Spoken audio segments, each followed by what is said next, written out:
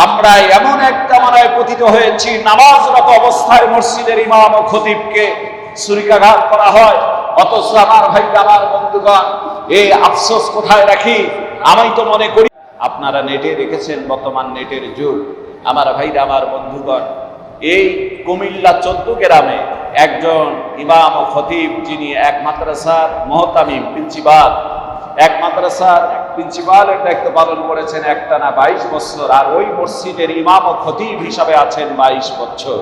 আহারে, আফসোসের বিষয় হলো উনি মাগরিবের নামাজ পড়েছেন, সকলে বের হয়ে গিয়েছেন। আমলদার ব্যক্তি, তিনি আউবিনের নামাজ পড়তেছেন।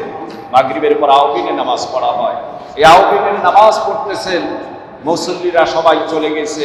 একটা দুষ্ট বখাটে যুবক এসে মসজিদের ভিতরে ঢুকে ভিতর থেকে তালা মেরে ওই ইমামকে উপর্যুরি ভাবে আঘাত করেছে।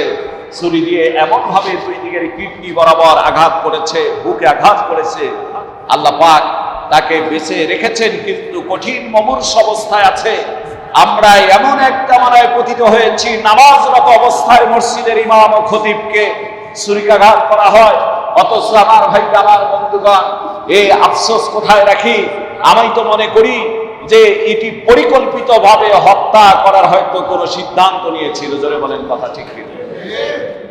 আফসোসের বিষয়, যিনি এক মসজিদে 22 বছর থেকে ইমাম ও খতিবের দায়িত্ব পালন করলেন, একই মাদ্রাসায় 22 বছর থেকে প্রিন্সিপালের দায়িত্ব পালন করলেন, এই ব্যক্তিটাকেই এক বখাটে এরকম করল।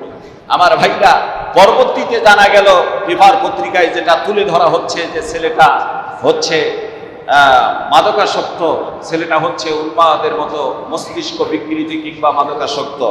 আমার প্রশ্ন হলো, যদি মাদকাসক্তই হয়, এটাই যদি সত্যি হয়, হয়তো ধামাচাপা করার চেষ্টা করা হচ্ছে এই ঘটনাটাকে। আর এটাই যদি সত্যি হয়, তাহলে মাদক কত বড় ভয়ানক বিষয়।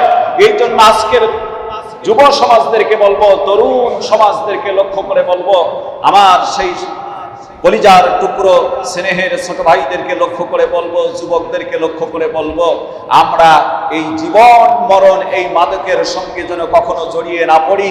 পাশাপাশি আমাদেরকে অবশ্যই সোচ্চার হতে হবে। মাদক নিয়ন্ত্রণে নিতে হলে সমাজের প্রত্যেকটি মানুষকে সোচ্চার হতে হবে। তারা মাদকের ব্যবসা কোথায় থেকে করে, কিভাবে করে, প্রয়োজনে গোপনে তাদের নাম ঠিকানা লিখে এটা সরকারি যে সমস্ত জায়গা আছে সেই জায়গাগুলির ভিতরে জমা দিতে হবে। ইউনো সাহেবের চিঠি দেওয়ার জায়গা, সেখানে জমা দেওয়া যেতে পারে। থানায় চিঠি দেওয়ার জায়গা আছে, সেখানে গোপনে আপনার নাম ঠিকানা বেঁধে রেখে আপনি এই সমস্ত মাদক কারবারি যারা আছে তাদের ব্যাপারে তথ্য দিবেন। কারণ এরা হচ্ছে দেশ, জাতি এবং ইসলামের চূড়ান্ত শত্রু। কথা বলেন না কেন?